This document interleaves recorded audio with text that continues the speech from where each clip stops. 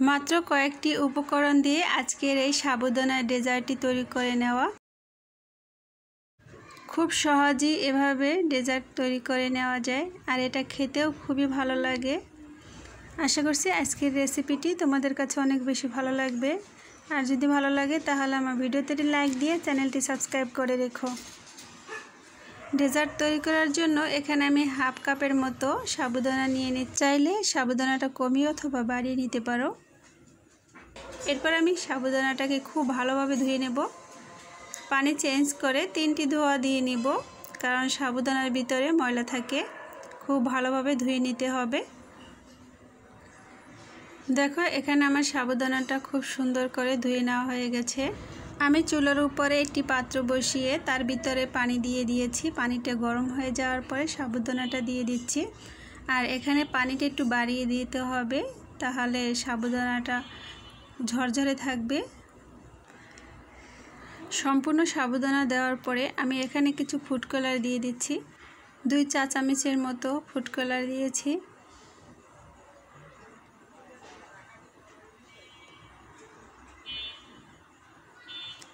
সাবুদানাটা যখন সাদাটে ভাবটা চলে যাবে তখনই বোঝা যাবে যে সাবুদানাটা হয়ে গেছে। আমার এখানে সাবুদানাটা প্রায় হয়ে গেছে। 10 মিনিট জাল করে নেওয়ার পরে সাবুদানাটা খুব ভালোভাবে হয়ে গেল। এখন আমি ছেঁকে নিব।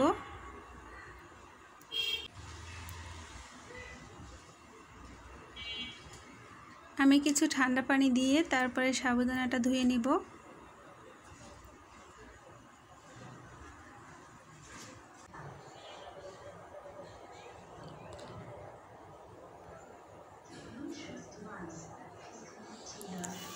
সাবুদানা থেকে পানিটা খুব ভালোভাবে ঝরিয়ে নেওয়া হয়েছে। এখন চুলার উপরে একটি পাত্র বসিয়ে 1 লিটারের মতো লিকুইড দুধ দিয়ে দিচ্ছি।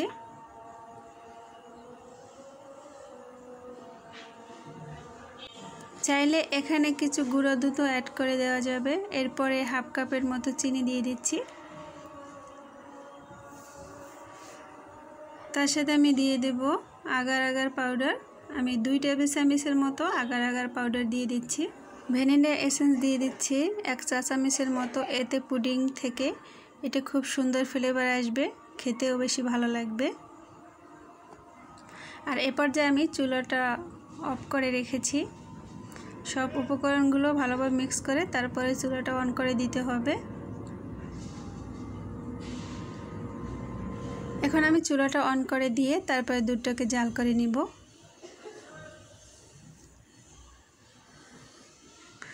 4 থেকে 5 মিনিট জাল করে নিলে এই দুধটা ঘন হয়ে যাবে, তবে অনেক বেশি ঘন করব না।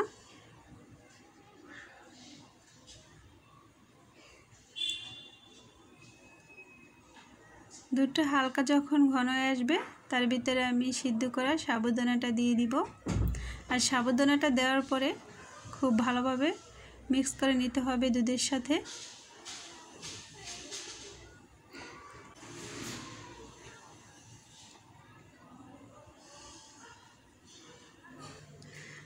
দুধটা যখন এভাবে হালকা ঘন হয়ে আসবে তখন চুলা অফ করে দিতে হবে। আমি এখন চুলা থেকে নামিয়ে নিব। এটি মোল নিয়েছি এখানে, তার ভিতরে আমি সব দুধটাকে ঢেলে দিচ্ছি।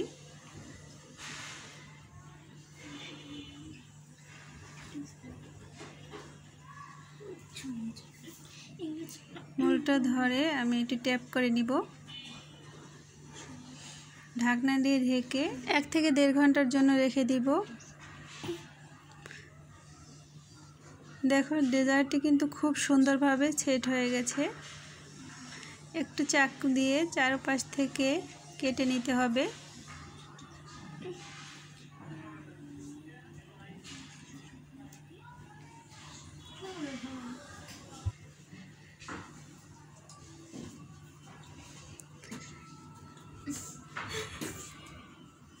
দেখো আমার ডেজার্ট তৈরি একদম।